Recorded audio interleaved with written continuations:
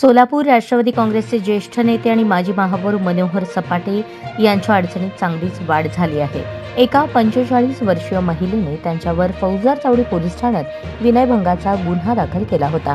त्यानंतर शुक्रवारी त्या महिलेसोबतचा शिवपार्वती लॉजमधील सोशल मीडियावर व्हिडिओ व्हायरल झाला आहे.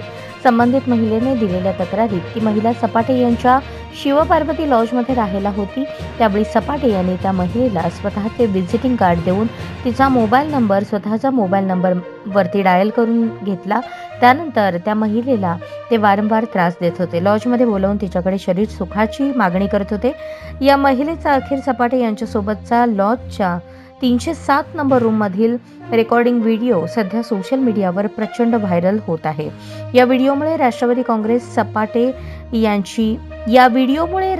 काँग्रेसच्या सपाटे यांची चांगलीच अडचण झाल्याचे दिसत आहे. व्हिडिओ पाहण्यासाठी ॲडव्होकेट योगेश पवार YP यांच्या फेसबुक पेजवर जाऊन पहा.